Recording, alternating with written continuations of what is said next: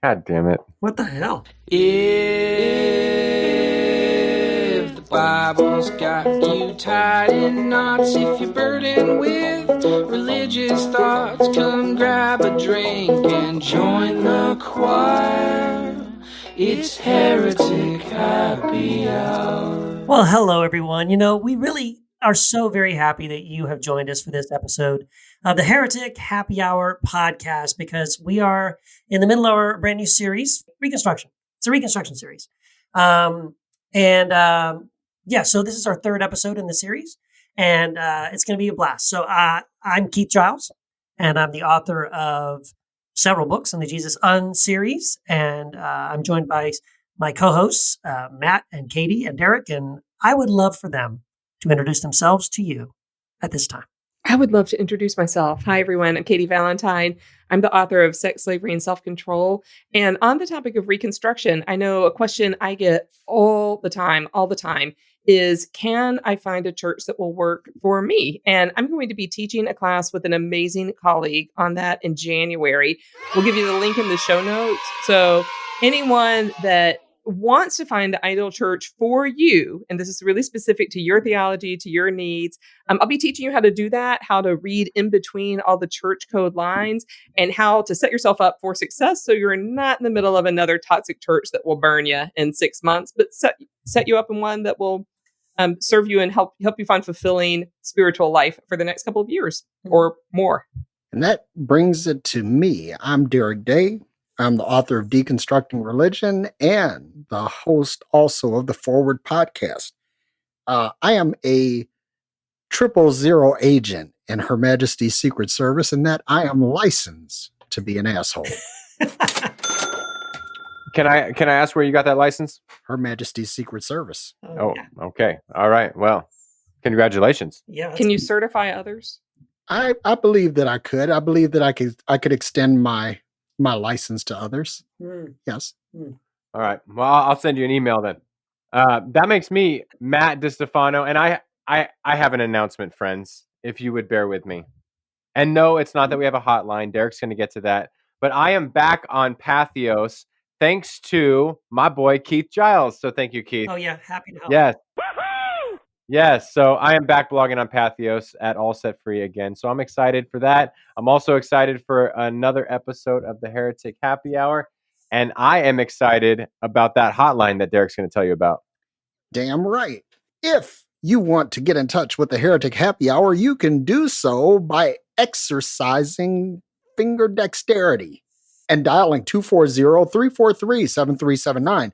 Once again, that's 240-343-7379. And it appears that we have a voicemail, so choir, roll that beautiful voicemail footage. Hey guys, it's Nick, and I've been listening to the podcast for some time, and just came to realize that I don't think you've had my all-time favorite atheist on the show yet. You guys should get Richard Dawkins at some point. Maybe that could be a great way to have a great conversation with some guy who's a great guy. It seems like a great guy. If you do, let me know. I guess I will know, because I'll listen to the podcast. But thanks again. Have a great rest of your guys' day or podcast with this end of playing. Bye. Yeah, I would personally love to get Richard Dawkins. Well, let's work on that. Okay. If anyone has any connections, please call the hotline. Yeah. Well, maybe he's listening. Maybe Mr. Dawkins, if you're listening right now, we would love to have you on as Heretic of the Week. Everyone tag him in whatever social media he's in. Let him know to listen through this minute. That's right. Yeah, bring him on. I mean, we've had Bart Ehrman. I mean, I thought that was pretty cool. I love Bart Ehrman. I think we're theologically diverse enough to I think so. welcome Richard Dawkins. Yeah, I think that would be a blast. I mean, here's the thing. I mean, someone like Richard Dawkins would not be as much of a stretch, to be honest. I mean, a bigger stretch would be like, MacArthur, one of those guys, like a real evangelical fundamentalist Calvinist, something. That would probably be a harder conversation, at least. But I think we could talk to an atheist probably and not have much trouble. Yeah, I agree. Are we all settled? That's the irony. Isn't that the irony? That is ironic. Well, thank you for that voicemail. I do. And actually, I would love for Nick, I would actually love to know what it is that you love about Richard Dawkins' work. What's appealing about that? I think that'd be really interesting. So write in and let us know. But so are we all settled? We'll have a amenable atheist on the show at some point. Yeah, absolutely. I think it has to. I mean, I'm open to having anyone as a heretic of the week. I just think it should be. I mean, someone like Dawkins would be great. You know what I mean? I mean, here's the thing. I know lots of atheists, but I don't think I want to give them time on the show. You know what I mean? Like, they're not all atheists are created equal. Like, I want someone who's like really interesting and intelligent. We can have some really great conversations, and someone really. A thoughtful theological atheist. Yeah, thank you. Well, my thing is that if they have the capability to move the theological needle, then I'm all with it. That's where I am. I don't. Somebody said something in the group, in the Facebook group, and they said something about that we were doing remodeling, and I was like, holy crap! I don't want to do remodeling. I want to do controlled demolition. I mean, listen, let's blow some shit up. What? Honestly, why are you so violent, man? What is the deal? You just want to destroy things. Listen, I'm getting in touch with my inner '60s radical. Yeah, all right.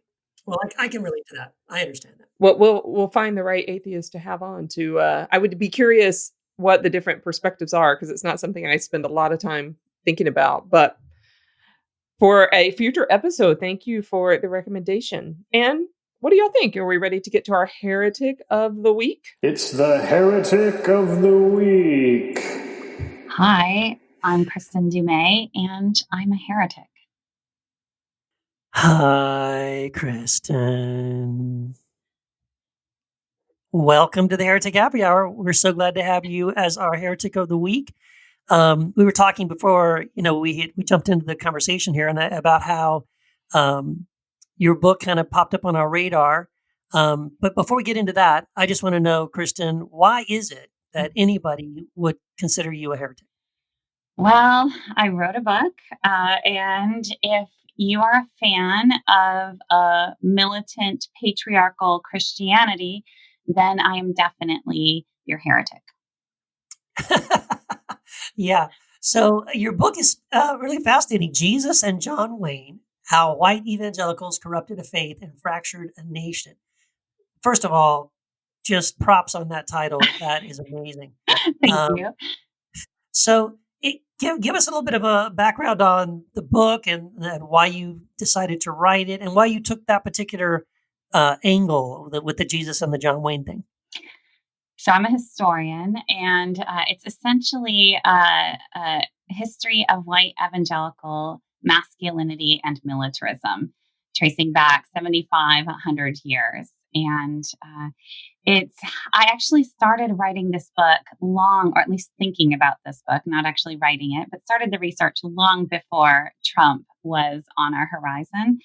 As the president, going back years, I teach at a Christian university, and some of my students brought me a book about 15 years ago, almost 20 years ago now. It was John Eldredge's Wild at Heart. And they thought I needed to read it because it resonated with what I was teaching them in U.S. history about Teddy Roosevelt and how gender and masculinity is linked to American empire and violence and things like that. And they were right. So this is a Christian book on evangelical masculinity, and it was extremely militant and imperial. And right around that time, I was looking at white evangelicals supporting the Iraq War, supporting preemptive war, condoning torture. And I thought, I wonder how these things fit together. Yes. By the way, I'm so glad you brought up that book, Wild at Heart, because I had a very similar reaction to that book. I remember when it came out, all of my male friends were like, "Oh, dude, you got to read this book, man. It makes so much sense." And this is why men, typically aren't involved in church so much, because it's so girly and foo-foo, and it kind of paints Jesus as this kind of kick-ass man, masculine, kind of like typical masculine thing. And I looked at this book and I was like, what I was tempted to do? I was tempted to write a book, sort of in rebuttal, called Mild at Heart, to present a more a more like what I believe is a more historically and scripturally accurate picture of who Jesus really was. Yes. Maybe I'll have to do that one day. So I'm just glad you brought that up. And it's funny that was sort of what kind of got you aware of what's going on in evangelical Christianity, and so that kind of is what kind of got you started in looking at that direction. Yeah, so I took a look at that book, and then there were many other books coming out right around that time in the early 2000s.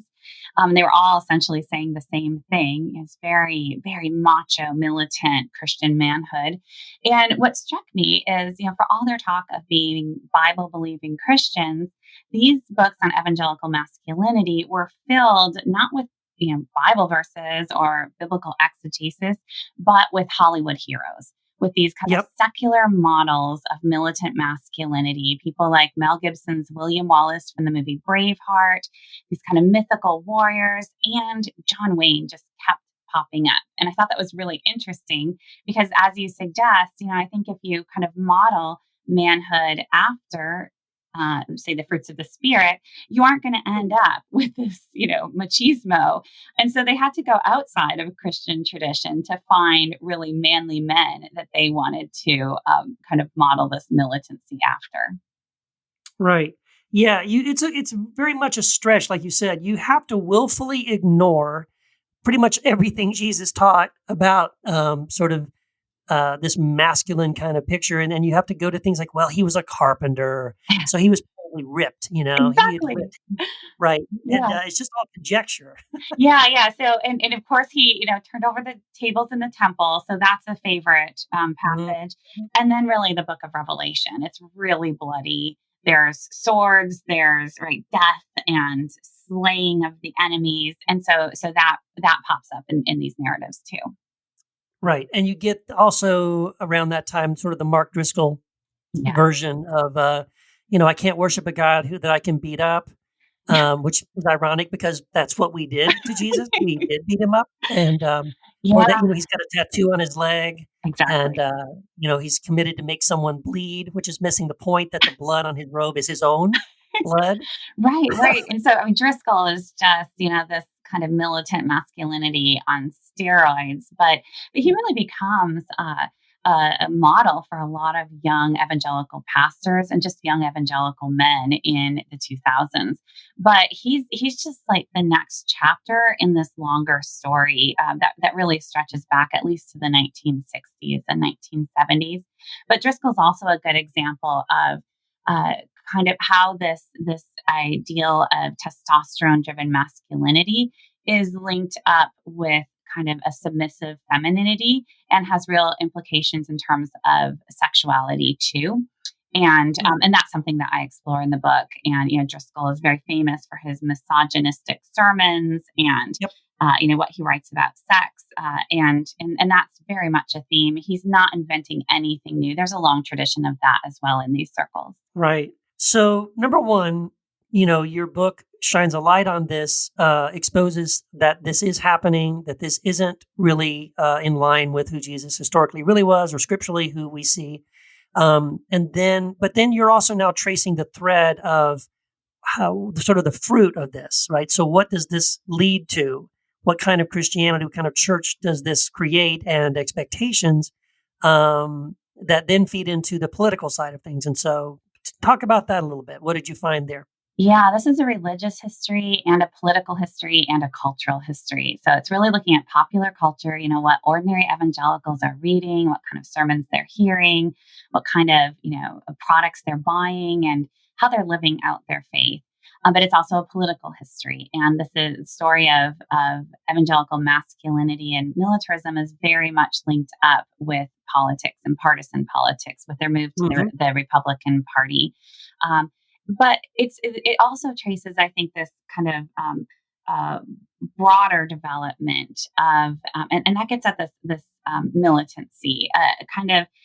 If you believe, like Aldridge says, that God is a warrior God and that men are made in his image and that every man needs a battle to fight, then you need enemies, right? You need to constantly have enemies that you have to gear up to fight. And so one of the things that I found through my research is a lot of people kind of, look at evangelicals and politics, especially in recent years, and say, they voted for Donald Trump, or, they became aggressive in this way or that because they felt marginalized, they felt embattled and threatened.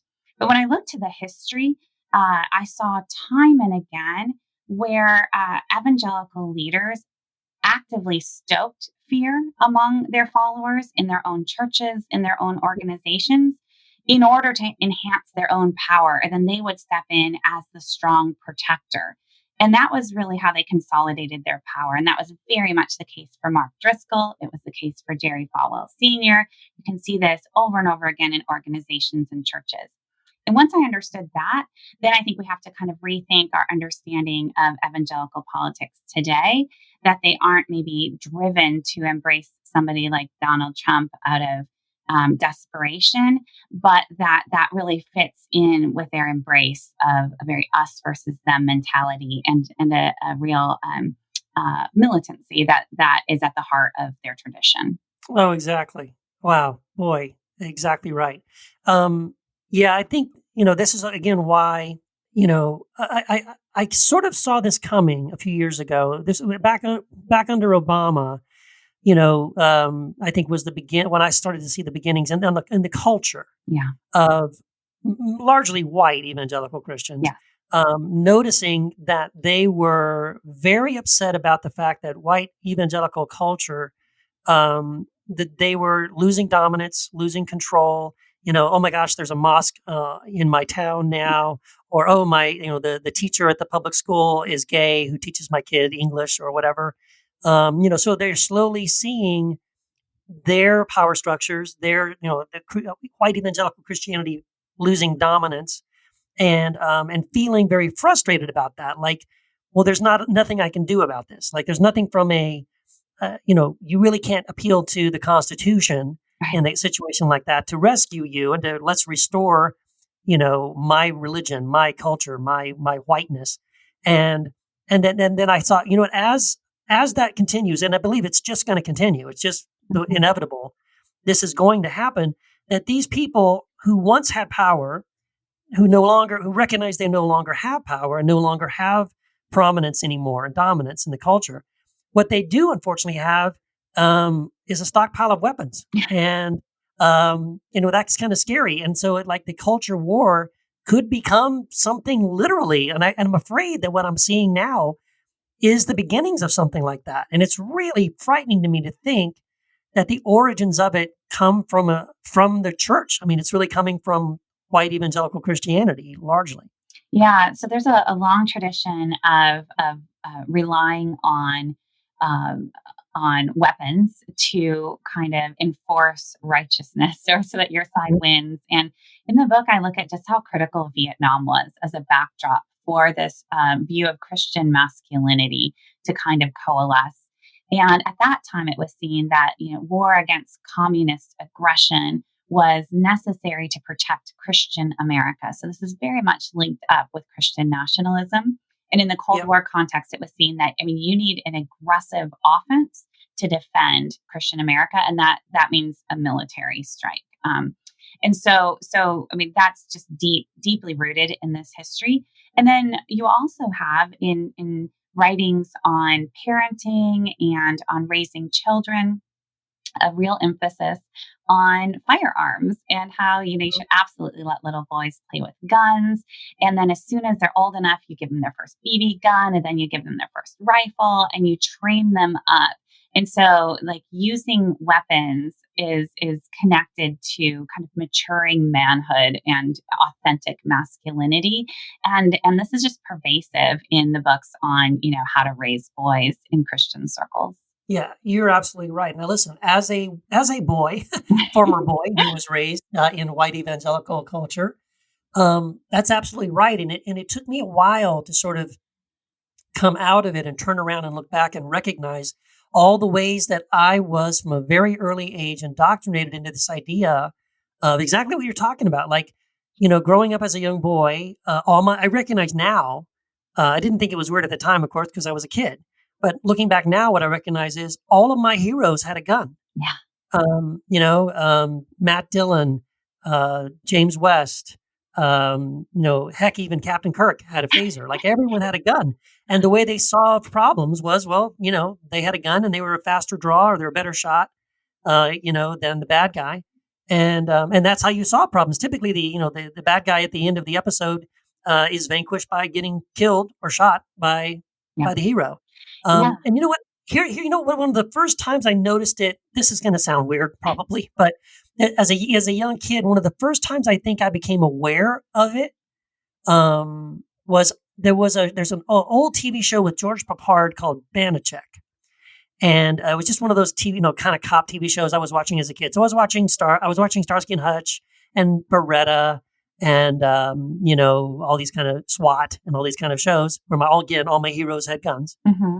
But there was this one show, I'm just showing my age because this was the 70s, called Banachek. And what stood out to me as a young boy, it really just blew my mind because he was a hero. He was a detective who did not carry a gun. And in fact, very vocally would not carry a gun. Like there's scenes in episodes where they will hand him a gun or drop a gun and he'll just pick it up like a dead animal and lay it down. Like he doesn't use guns. And yet he was successful. He was a hero. He solved crimes. He caught the bad guy and he didn't do it using a weapon. And it just, that was the first I think I noticed as a young man, like, wait a second, you can do this? Like you can solve problems without guns. Interesting. But gun culture is something that you're right. We are indoctrinated as young men in very subtle ways. It's all through entertainment, TVs, movies, comics, anything. It's weapons and guns are a big deal. And again, a rite of passage, like you said, was my dad took me out shooting and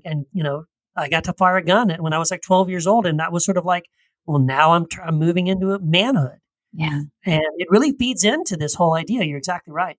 Yeah. And, writers on evangelical masculinity love heroes, right? They have this kind of hero thing. And they already in the early 1980s, they're lamenting an anti-hero syndrome that has taken hold of American culture because of feminism and liberalism and, all of these bad things. And so they want to kind of celebrate heroes. And then the question is, who do they look to for their heroes? And it's this kind of militant masculinity, this real toughness. And that actually unites conservative evangelicals with secular conservatives to a large extent. And so, and they'll look to Barry Goldwater and then to Ronald Reagan and then later to Oliver North and this kind of rough and tough ends will justify the means masculinity. Then you see also perpetuated through talk radio and conservative media, this militant ideal of a kind of heroic masculinity and always white masculinity, by the way, if it's going to wield violence. That does unite conservative evangelicals with secular conservatives in a way that I think we see right now on the political landscape with regard to support for Trump. Yeah, you're exactly right. There's a meme, and I'm going to paraphrase it and butcher it, but it's something along the lines of, that we need to train our children to see heroes not as the ones who wage war, but as the ones who end war and bring peace. Like if we could do that, that would be a wonderful shift to help young people move away from this and see that, wow, the real heroes are the ones who avoid wars, who prevent wars, who bring peace, who don't, they're not grabbing the gun and running out there to kill the bad guys. Because this mentality, again, to me, it does fly in the face of a Jesus-centric, if we're gonna call it Christianity, to me, Christianity should mean Christ-like. If we're going to have a Jesus-centered, call me crazy, a Jesus-centered theology, it should be one where we can do that, where we can see that, Jesus is the one who is disarming Peter. Jesus is the one who's saying to turn the other cheek, to love your enemy, to overcome evil with good, to bless those who curse you. And that, that counterintuitive, kind of subversive way is really the better way. And we don't believe it because we don't look into it, but there's all kinds of research about the fact that organized nonviolent reaction to violence actually works. It really does work. But thing is, most of us have never tried it and we don't really even understand it. Exactly. Yeah. And that's just not a theme that you will find in this literature at all, right? You have to stand up and fight. You have to, because what's at stake? God's truth is at stake. Christian America is at stake. Your family, your children are at stake. And so the proper response then is to hit first. Right. Now, and again, I don't know if you get into this in your book, but what I like your point, that when you identify an enemy, you need a battle to fight, right? So you identified some enemies to either the enemies of freedom. Typically, this is what it is, right? It's not the enemies of really their faith; it's the enemies of freedom and the Second Amendment or whatever. Yeah. But or really white masculinity and white culture. But at any rate, so you see these enemies and you've identified them, and then the only thing is, well, now you have to fight. But again, what I often get into conversations with Christians about when I'm trying to help them make this shift in their paradigm, when I say nonviolent resistance, I don't mean do nothing. It's not that we just sit and float and we do nothing about injustice. Certainly, we should do things when we see injustice. It doesn't mean we, beat people up. It doesn't mean we, go cock the shotgun or anything. But there are things we can do. So we're being active. We are doing things. We are, quote unquote, fighting, if you will, but with the different tactics. And so I think helping people understand that you have more options than just kill someone or, destroy someone or do nothing. Like there is a middle road. There is a middle ground where you actually can do something that is even more effective. Right. Than sort of the violent response. Right. And even if we extrapolate to the national level here, so in terms of national defense, what was really interesting to me was, again, when my attention was first drawn to the connections between evangelical gender ideals and manhood in particular in foreign policy. So during the Iraq War, what I found soon was this, that many of the writers who were most prominent writing on this militant Christian manhood and organizations that were supporting this kind of gender difference framework, like Focus on the Family, were also those who were most strongly promoting kind of Islamophobia. And and what they were doing is they were supporting these ex-Muslim terrorists, these speakers who claimed to be former terrorists. And they would divulge all the, horrible secrets about Islam and how much Muslims wanted to destroy Christians and destroy America. And they would testify to their own violence that they perpetrated on behalf of Islam. Well, it turns out all these guys were frauds. And yet they continued to be promoted across the evangelical world long after their stories were utterly discredited. And there were several of these guys, and they were promoted by Focus on the Family. They were promoted by like Paige Patterson and Liberty University. And I mean, this was a big deal and very influential in, again, provoking fear among American Christians against Muslims. And then when you look at what kind of foreign policy this promoted and perpetuated, this militant foreign policy and endless wars in the Middle East, did that actually make America safer or not? And I think it's highly debatable that it did. Right. No, you're exactly right. Now, it's funny you brought that up because I've started, my wife and I work with Peace Catalyst International, which is a Christian organization that works to bring Christians and Muslims together. And that's one of the key things that we've identified is, especially, again, if you are starting off as someone who self-identifies as a Christian. So your goal then, I would hope, would be, let's have a Christ-like reaction to things. So when you look at Islam, here's what most Christians are unaware of is that Christians and Muslims have a lot in common, even more than with Jewish people.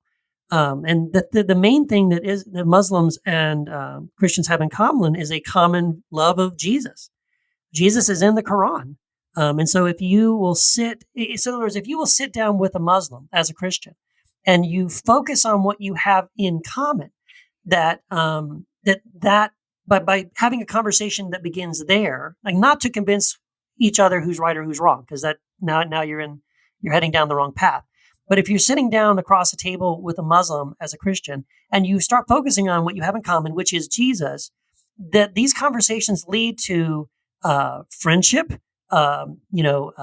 collaboration. They lead to peace. Like it's a path that leads to peace. But if you don't do that, if you decide, well, let's argue and decide who's right, who's wrong, who's more violent than the other. Which, by the way, if you play that game, Christians lose because the Bible is much more violent than the Quran is. Christianity historically has been much more violent than Islam has been. But at any rate, but if you decide to take this other path of argumentation and division, well, we know what that leads to, right? It leads to disagreement, and then it leads to, conflict, and leads to violence, and leads to war.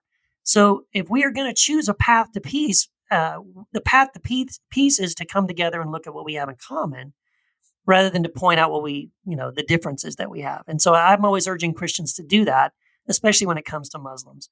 But if you don't do that, then, like you said, you're going to end up in this place where you create a foreign policy, you create even just a personal policy that leads to conflict, and then you're never going to reach any place of peace. Yeah, and I think so. I'm a Christian myself, and to me, it seems the most revolutionary teachings of the gospel are, to love your neighbor as yourself and to love your enemies, and Yes. and that that's really the countercultural heart of Christianity as I understand it. And if you embrace this kind of militancy, you really give that up entirely. And I think it does become a different faith. And that's kind of what I'm referring to in my subtitle, which might seem a little harsh, but how white evangelicals corrupted a faith and fractured a nation, because I'm making a bit of a normative claim there. No, I absolutely agree with you, Kristin. I totally agree with you. I think we have a version of Christianity that Jesus and Paul would not have recognized. They'd be like, "What? What have you created here?" Yeah. It's like Jesus is a minor character in a religion that has his name on it. It's very weird. It's very strange. Or Jesus gets transformed, right? Like Driscoll did. Yeah, they transformed Jesus into this warrior Christ, charging on a horse with weapons and a tattoo on his leg, kind of thing. So Jesus gets corrupted too. Yes, absolutely, he really does. That's very true. So now I think we've had so much fun talking about this topic. I haven't asked you, have you always been this way? Did you yourself go through any sort of a transformation in your theology, your understanding of who Jesus was and what Christianity was all about? So I don't feel like I've strongly diverged from where I started. And at the same time, many people who grew up in similar religious community as I did have taken it in a very different direction. And I think they would say I've diverged. So, I grew up in a conservative Christian community, a Reformed community, Dutch immigrant community. And so my faith wasn't exactly mainstream white evangelicalism. Although as I grew up, and particularly after I became a scholar of evangelicalism, I came to understand that my own tradition had very much been influenced primarily through popular culture by this white evangelicalism. So focus on the family radio, right? James Dobson coming into everybody's living rooms every afternoon. The Christian bookstore was the only bookstore in my small town. Shelves filled with this kind of popular evangelical literature.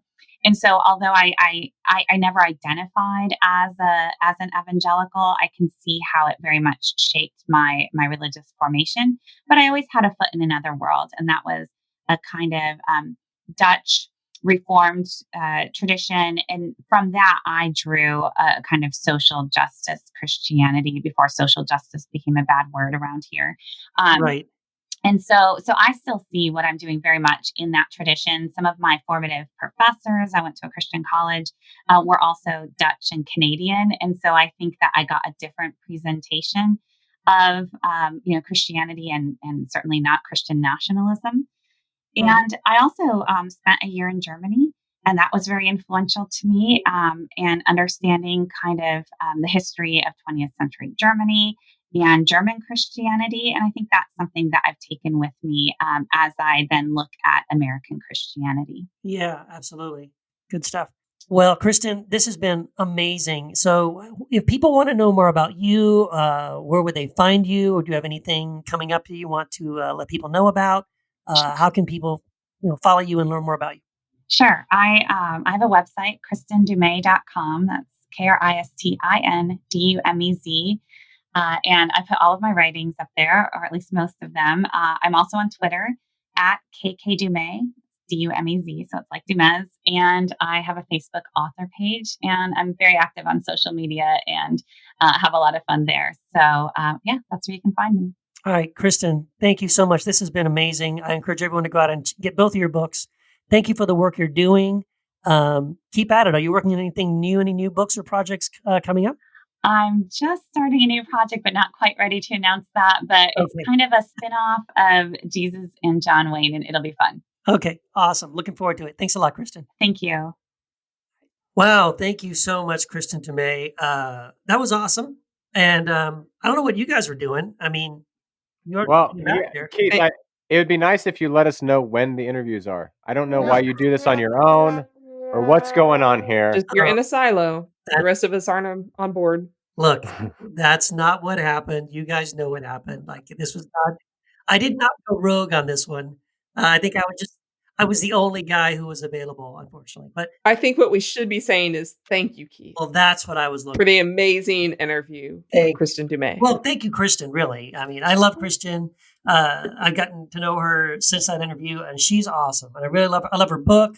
I love I guess I'm grateful, too, because she has written a book about something that has bugged me for a long time, sort of this whole, like, white Christian evangelical male masculine Christianity that sort of redefines Jesus as William Wallace, and kind of drives me nuts. So thank you, Kristin. Yeah, I think I may actually buy that. Oh, yeah. Good stuff. All I can think of is that John Wayne movie where he's the pastor that packs, and it takes place in Paradise, California. What? Wait, it does? I didn't know. Yeah. There's a movie with John Wayne as It's the a John pastor? Wayne movie. Yeah. Well, Not a very good one, I don't think. But yeah. Just so everyone knows, I went to school in Paradise, California. I went to high school there. I didn't know that. He was in a movie that was based on that show, or like set in. Yeah, it's all Paradise? fictional. Just set there. Yeah. Set in some kind of fictional paradise. I don't think it was filmed there or anything. Oh, okay. I had no idea. Yeah. Oh, yeah. Well, interesting. I did not know that. Yeah, I know. By the way, if any of our listeners happen to know the name of that movie, be sure to call the hotline with the answer, and you'll win something. A copy of the movie. Of the toxic Jesus John Wayne movie. There you go. We could probably set them up with something from Kristin, maybe. Yeah, or I was going to give away all of Matt's books. I give them away for free anyway. They're like 99 cents on Kindle, so fuck off, man. Oh, wait, all right. Right-wing Jesus, he's coming back, and this time he's not crucifying around. Jeez. Damn, that is blasphemous. Oh, that was so good. I love that. Oh man. So Keith, is today you're at the pulpit today, right? I think we're gonna get into the topic. We're gonna talk about Reconstruction, and we're gonna hear what you have to say. Is that right? I think so. We'll be here for a couple hours. Yes. Hey, Barrett. Nice to see you again. Well, actually, yeah, you will be. But fortunately for the listeners, our producer will cut down my 3.5-hour rant into a short, 48-minute episode. Oh, yeah. Thank God. Thank God. Yeah, but the rest of you guys better strap in and put on your adult diapers. So yeah, we're doing this series on Reconstruction, which is really, by the way, I'm so glad we're doing this. I personally see that Reconstruction, I really feel like it's something so important.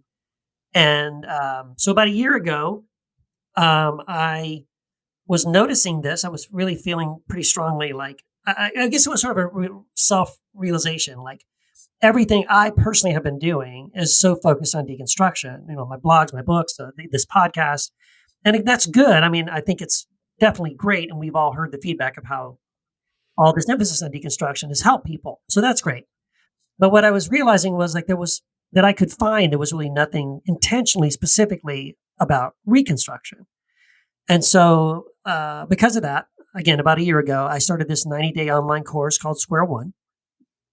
And the whole point of the course is to, take about 15 people at a time through a 1 week at a time. So we just kind of go through it together. I have like weekly lectures that I pre-recorded on different topics. And then there's some homework for them to do during the week. And then at the end of the week, we have a private Zoom conversation, about an hour-long Zoom call. And we just kind of process it together as a group, and we go through it step by step. So we begin kind of like the first half of it is really dealing with all the different deconstruction stuff. And then about halfway through, we transition into focusing specifically on Reconstruction. And I'm on, I think we've done it now 5 times. We're on the 5th time through now with the 5th group of people.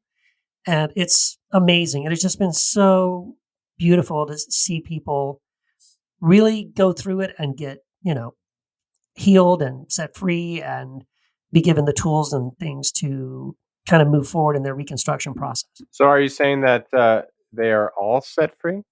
Wow. That's one way to put it. They are all set free. Yes. Sorry, I couldn't help myself. Well, listen, you had me when you said you were giving them the tool. The tools. Oh, the tools. Okay. Yes, the tool. When you say you're giving them the tool, I was like, I'm all in. Right. So, what I try to do, and again, so the point of this series we're doing is because each of us kind of approach Reconstruction differently, which is fascinating. We can't assume we are all on the same page. And so like the way that I have approached specifically the Reconstruction part of it is that we deal with, one of the first things we talk about that we deal with is forgiveness. And the reason why is that anyone who's gone through deconstruction, even a little bit, typically you have been hurt by someone in your church, whether that's a pastor, maybe it's a family member, maybe you lost some friendships, you might have been kicked out of your church, or you may have just personally felt so uncomfortable at your church that you couldn't just continue to be a part of it anymore. And so one way or the other, you no longer are involved in that church anymore. And so if you've gone through that at any point, there's a good chance someone has hurt you, accused you of something falsely, questioned your motives and your character because you have doubted this particular belief system. And so we deal with that really. We deal with forgiveness. But again, understanding forgiveness is not, we don't tell people, well, what you did was fine, because it's not fine. It sucks. You shouldn't have done it. It was bad. We're not saying it's good or that, we're going to just say, ollie, ollie, oxen free. But it's focusing on forgiveness as it's a specific thing that we have to process so that we can move beyond where we're at. Like we have to, in other words, the wounds have to heal if we're going to really experience the goodness and the freedom of Reconstruction. So that's one of the first things we deal with, which can be, that's kind of a pretty deep personal thing and each person has sort of a different thing they have to deal with there. So do you guys want to just go through the different steps? Because there's specific steps that we walk through in the course. Yeah, tell us the rest. I think it'd be good to hear hear the 6 steps and then let us try that on. There you go. Okay, let me do that, and then you guys tell me what you think. Because forgiveness could take a year. Oh yeah, and it's again to focus on that, right? Longer, yeah, right? Exactly. And again, even though the course is 90 days, and we spend 1 week on forgiveness, and there's weekly, there's daily homework and stuff, but we know we're not. It's not like, okay, we're done with that, let's move on, right? What we're really doing is just identifying that we need forgiveness, and we get some handles for these are some steps we can take to. The goal is really just becoming a more forgiving person. That's what we want to become. It's really for us. It's that we need to become. We have identified that we want to become forgiving people, and so basically, it will be probably a longer term path to get to the place where forgiveness is something that we're better at. And anyway, that's the goal. But anyway, that's the first thing. What happens if you want to be scorched earth? I'm sorry. What happens when you want to be scorched earth? When you don't want to forgive? Well, obviously, I can't make anybody do it. I can just give them some really good reasons. And there's all kinds of research that's been done about how unforgiveness. And by the way, this is totally secular psychological studies that have been done, like UCLA and all these different places have done these studies about how unforgiveness in people is a cause of mental illness, heart disease. In other words, unforgiveness literally will kill you. So even if you don't feel like it at the moment, I can understand that. It's raw, you're hurt, you don't want to forgive, but you need to at least understand that if you don't at some point reach a place that you're willing to forgive, go ahead and order your tombstone. Because at some point it's going to kill you. You have to recognize that it's not healthy. Like we have to, right? And so, well, and one thing I emphasize too is that forgiveness for me, anyway, is only possible when there's really good boundaries in place. yes, So if I'm in a place where I want to forgive, but I'm letting people continue to harm me, yeah, that it's not possible. right. So It's not possible. We can only do it with a little distance. Right, absolutely. Yeah. And You got to get the boot off your throat. yeah, we definitely talk about that as well in the group because again, forgiveness is not saying, "Oh, I forgive you, therefore I'm going to remain in this toxic relationship and let you continue to abuse me." You can draw boundaries, and you need to draw boundaries for your own health and safety. So that is a separate thing. We need to recognize that forgiveness doesn't mean I'm going to just stay here and let you, crap all over me. Right. So that's important. And by the way, folks, that's not where I am. I'm just asking for a friend. Okay. No, serious. Yeah. And like wanting the scorched earth policy, there's nothing. I think it's actually really healthy to acknowledge that. Oh yeah. Yeah. I mean, it's a step on the road to forgiveness. Yeah, being honest with your own emotions is really important. Yes. Yeah. So, well, that's step one. Yeah. What's step two? That's the first thing we deal with. Then, or at least identify. So I'm going to run through these others fairly quickly, and then we can talk about them afterwards. So the second thing is my favorite thing, which is rewiring our brains, because we literally have the ability. And again, this is based on studies, secular psychological things that have been done, studies of the human brain, that our brains have a plasticity, and we really can rewire our brains, and that we need to do that. So we walk through that for a week. That's an amazing process, learning how to do that.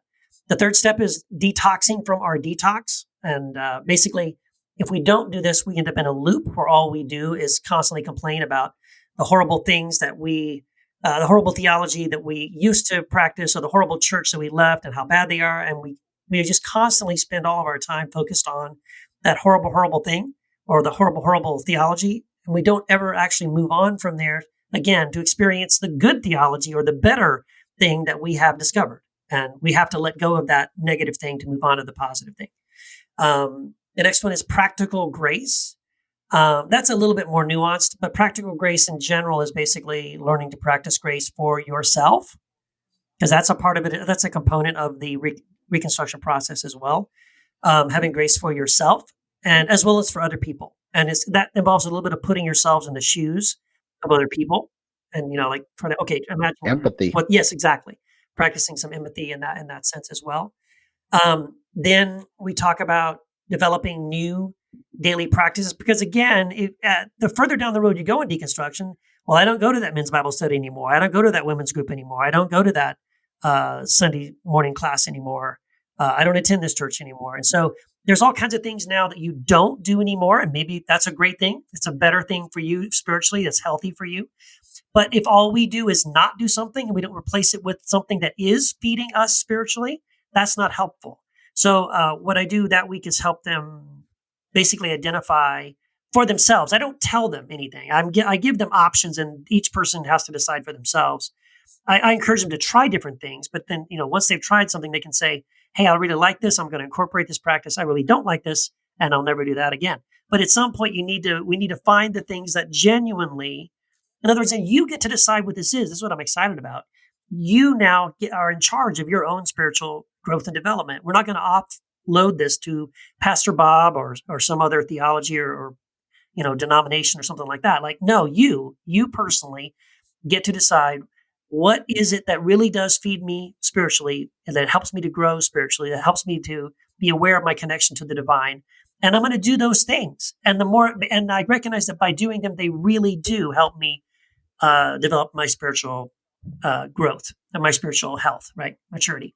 And then the final thing is community. Because again, I really believe strongly none of us is designed. And again, this is based on research as well, psychology. We need community. We need connection with other people. We just do. And of course, again, through deconstruction, you lose a lot of those connections that you had previously. So it's important to develop new community, new connections, and maybe change some of the rules of engagement there so that the next community, the new communities and connections that we build aren't on the same basis as the previous ones we had that were based on different rules. Yeah. So something that tends to be a pet peeve of mine that bothers me personally is people who talk about deconstruction and reconstruction as if it is like a do this and then this. So deconstruct and then reconstruct. They talk about it linearly. Yeah. And what you're not saying is that it's a linear thing. You do emphasize, and correct me if I'm wrong, that the deconstruction reconstruction process is almost like the grief cycle. You kind of hop back and forth, like Yeah. you're not just in denial and then in anger and then this and that, right? So you're kind of all over the place during this whole process, right? Yeah. So thank you. That's great. Good point. And we even actually do. One of the lectures, I even use that graph of deconstruction, or it's not deconstruction, but it's the one for grief, basically, right? Processing through things. And we look at that and we do use it as a way of identifying, just sort of like put your finger on the map and say, I think right now I'm here, right? But again, we have a discussion around what you just said, which is that it is not a sequential process. I know that the graph is sequential, but your experience is not. You're today I'm here, but tomorrow I'm back over there. And then the next day I'm over here. And so there's a lot of back and forth, but also at the same time, specifically, it's not as if, step one, deconstruct everything. And then once you're finished with that, now you can reconstruct. These are sort of parallel lines. You will deconstruct as you reconstruct, and you will always deconstruct. And in fact, many of the things that you reconstruct a few years from now, you might find yourself deconstructing those things too. Yeah, I think that what you're doing is taking it away from an organizational approach and making it organic. It's something that should happen natural, and it's not one size fit all. It's not a cookie cutter approach. It's something that basically your mileage may vary to everybody that's involved. Yes, exactly. So I go out of my way to two things. One is right off the bat, I tell them, I'm not your guru. Don't do anything because Keith said to do it. Don't make me now your guiding light. I'm not. I want you to be your own. I want to help you learn how to trust yourself, that you really can know what is right and what is good, and you can figure it out for yourself. And all I'm doing is sort of laying out a buffet for you to pick from. And I'm giving you, again, lots of options, lots of possibilities. But in the end, you either decide to do it or you don't. You either decide, I'm going to do this, or you don't. And again, it's up to you to decide what that path looks like for you and what's best for you. Yeah, I love the ownership that you're encouraging people to take in their own, in their own spiritual evolution. And because it's so essential, if some authority is telling us how to do it, it'll never really truly be ours. Right. And so, Keith, I'm kind of curious, just in your own story, like how long have you been in this process yourself?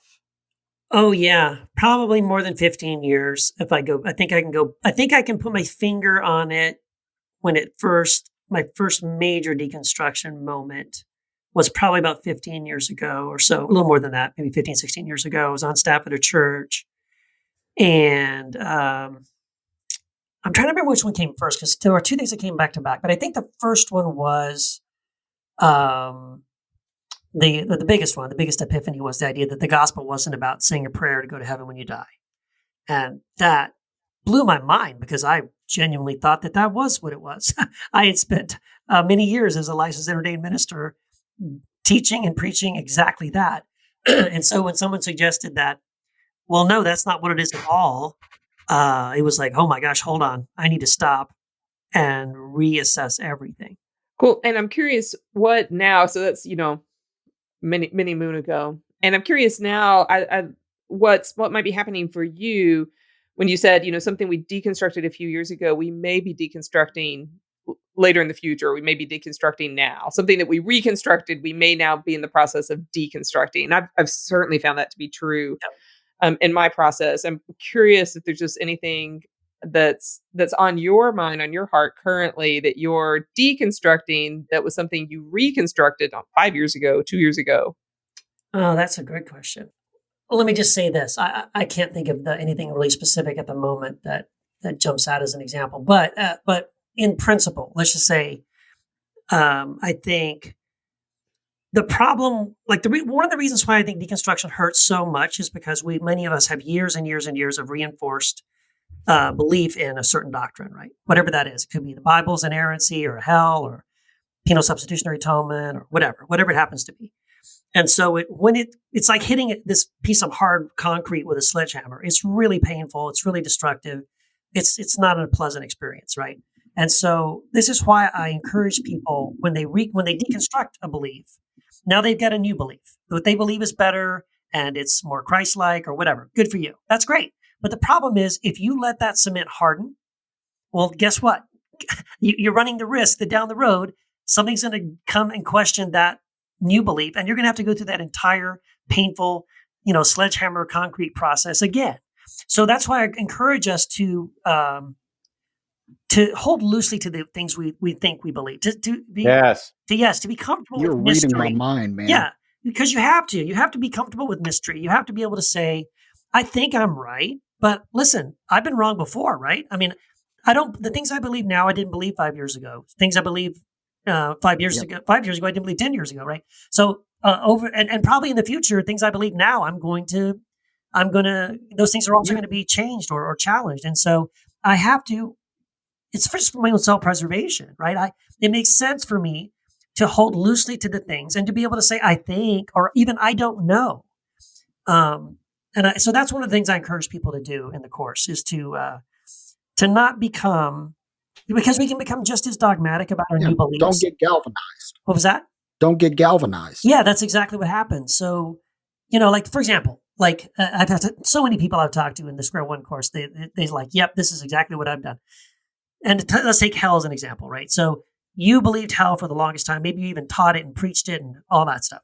Well, then all of a sudden you change your belief and you go, oh my gosh, I don't even believe this anymore. And now you embrace annihilation or universal reconciliation. And you become just as big an asshole telling people how wrong they are and stupid they are to believe the other thing and how right you are to believe this, what you believe right now. Well, what good is that?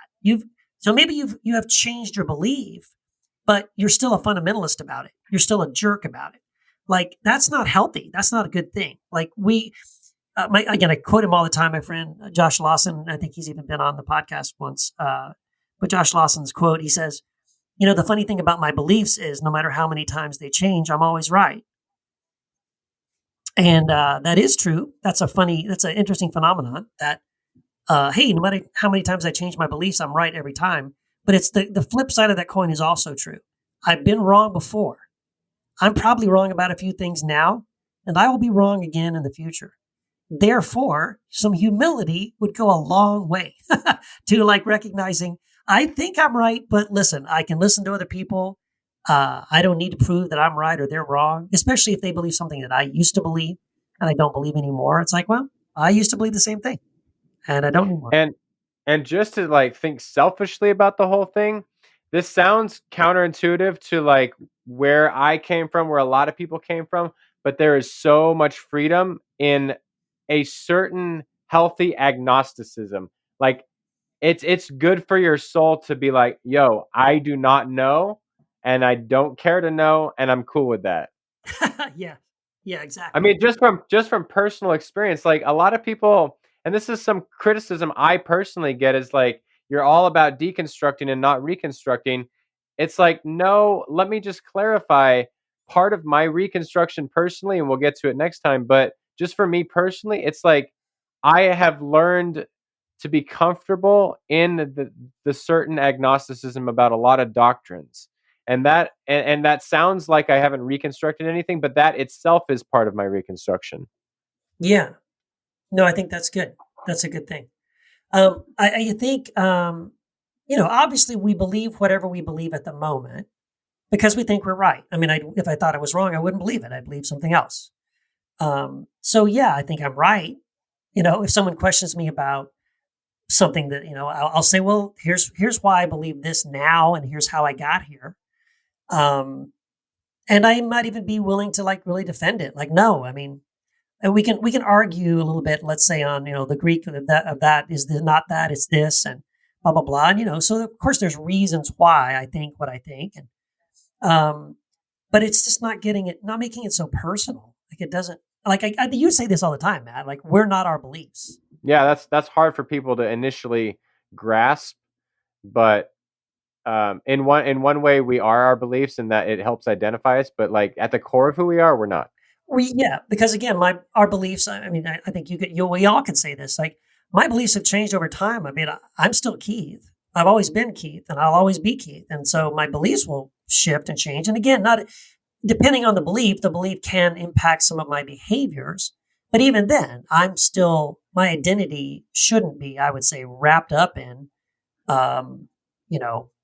my theology, or a particular brand of theology. Let's put it that way.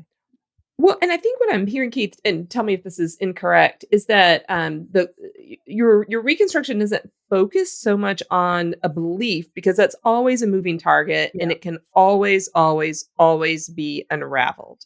Yes. But on the process and on the experience. That's really what I'm encouraging people to do. I am really focusing. I'm trying anyway. I'm encouraging people in the course as they're going through this to focus on more of an experience. Like I want people to have more of a spiritual experience. I think that's much more valuable to people in the long run than beliefs system. Like, you know what I'm saying? I'm way bigger on orthopraxy than orthodoxy. I mean, to that point, I mean, I would rather have an atheist who loves people and is kind and compassionate than someone that believes everything I believe, but they're a raging, dick. Like, what's better? Well, I would rather that they be a kind, loving person. That's better in the long run. Right. Yeah. And a nod to our hotline question too around atheists, right? Like I've definitely met atheists who have an agenda. They have a belief about like what all Christians are like, or what all people of faith are like. Yes. That's unshakable and often incorrect. That often doesn't reflect, my own personal experience, although it reflects, some of theirs. Yes. As well. Right. And I run into the same thing too around Christians as they're deconstructing. And I totally get it. But there's a belief that every church must be toxic and abusive. Yeah. Exactly. Right. Whereas, if we can open up those beliefs, maybe we can find, supportive communities. Yeah. That look 100 different ways. It doesn't have to look like church, but and so especially on that topic of community, it doesn't have to be a church. It can really just be a group of people who genuinely, they love you for who you are. They care about your well-being. They're willing to tell you the truth about something. They're not going to try and manipulate you or control you. One of my friends, Dan Naughty, has a great definition of like really the ideal community is the one in which the worst about you could be known and you would be more loved in the telling and not less. I mean, that to me is more of an ideal community. And that can be people you hang out with at the bar. They can be the people, at the parents of your kid's soccer team. It could be a Bible study group. It could be a men's group or a women's group or whatever. It could be many things, but it doesn't have to be a church. And yes, to your point, Katie, I'm famously kind of not a big fan of most organized churches. So I'll just, that's a known bias that I have.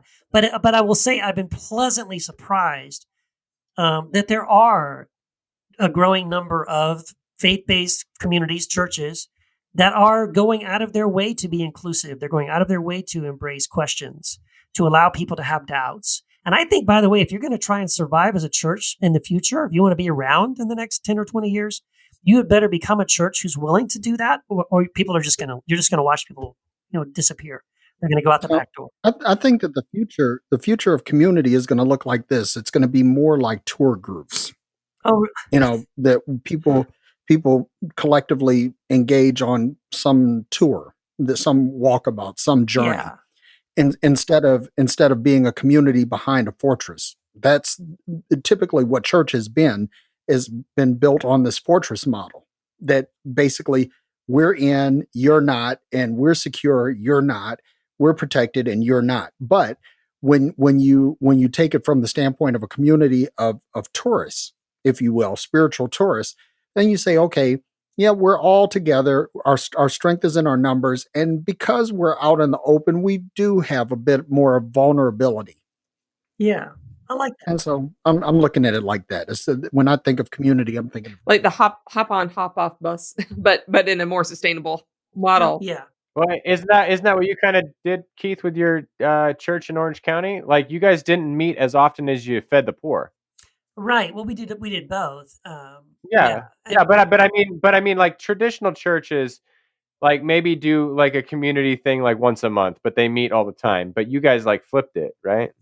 Yeah, again, it was a little bit of both. Like we did have weekly meetings, but we also, on a regular basis, we're over there at the motel or meeting. Or sometimes we'd meet in the morning with the tent city, the homeless that were right there around Angel Stadium because it was a couple of blocks from my house.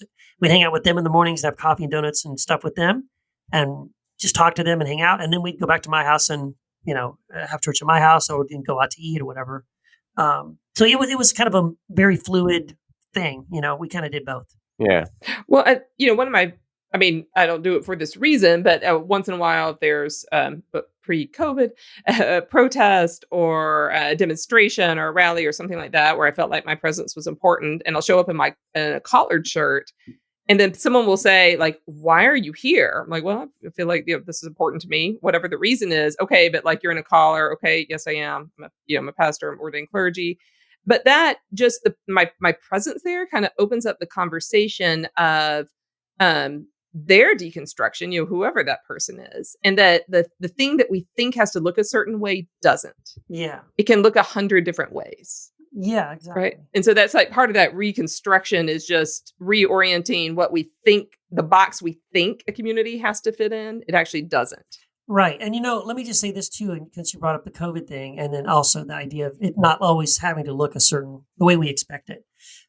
When I started the Square One thing about a year ago, I actually intentionally in my mind, I was very strongly against what I was doing. I was like, I'm not starting a community. I'm starting a course. It's a 90-day course. People come in 90 days. They come in and when it's over, goodbye. It's been great.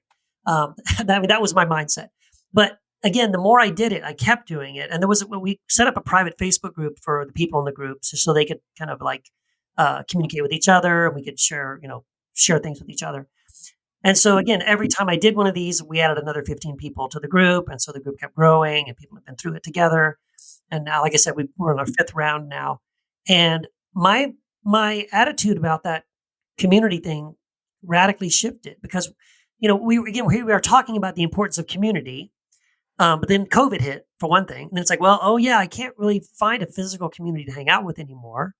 And it was suddenly like, well, you know what? So many people who've gone through this course, and I bet people listening to us right now are this way too. Like you're deconstructing, but you don't know anybody in your zip code who is also deconstructing at the same time. And so you're very much isolated. You're very alone. And so again, the need for community is very, very strong. And for many people, what they're discovering is a community on Zoom or a community on Facebook. And so these sort of virtual communities, whereas I used to say, well, that's not the ideal. The ideal is face-to-face, hanging out on the couches and stuff like that, whatever.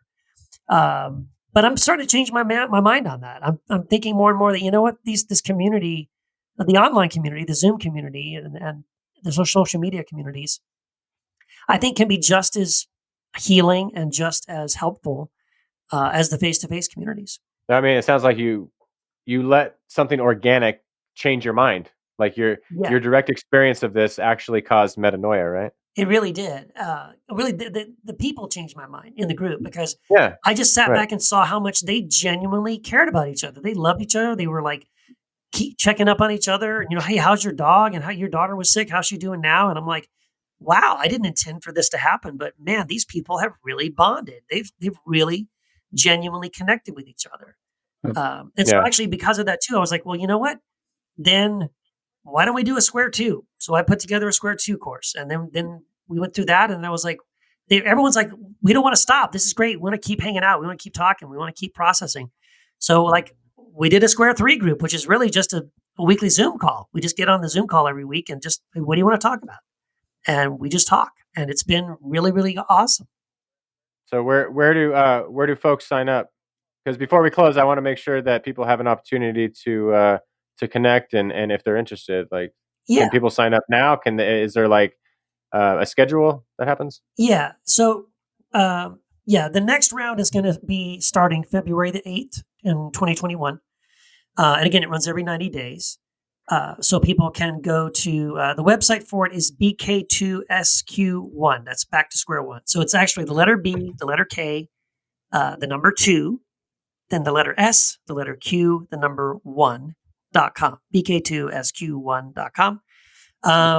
And I'll be willing, we'll find a way to put links or a discount, but I can put a link in the, like in the Heresy After Hours group and in the Heretic Happy Hour Facebook group. But I'm offering like a 65% discount for anybody who wants to sign up, just to try it out. I think it's something that I know it works. I've seen people really blessed by it, and it's an option anyway out there if people are interested in walking through something like this with a group of other people who are going through it just like they are. Cool, man. That's great. All that sounds good. So let's continue this conversation. Katie will talk about the Facebook group. So we'll continue this conversation. I love what you're talking about. But before we wrap it up here, just want to let everyone know we have a website. It's heretichappyhour.com. And on that website, we have a bookstore. So if you listen to any of the Heretics of the Week, we got as many of their books as possible. We're selling it for, most of them are about 15% off from what you're going to find elsewhere. And that helps the show. It helps your pocketbook. So head on over to heretichappyhour.com. We got a lot of cool stuff, including a new bookstore. So check it out. Cool. And after you buy that book and read that book, you can post about it in our free Facebook group called Heresy After Hours. As of this moment, there are 2,111 heretics just like you, all asking questions. And there's a lot of snark. There's a lot of support. There's a lot of fun that goes on in there. So come join that. And we do have a Patreon group that's exclusive for our patrons of the show, where you get to talk to your 4 co-hosts exclusively. So we'd love to have you in there too. Yeah, absolutely. And speaking of Patreon, if you love the Heretic Happy Hour podcast, and of course you do, you made it this far, and you can't get enough, and who can, you need to get over to the patreon.com/Heretic Happy Hour page, because on the Patreon page is where you can unlock exclusive content. We do, each of the 4 of us will take a week, have been taking a week to record exclusive video content for people at the $25 level and up.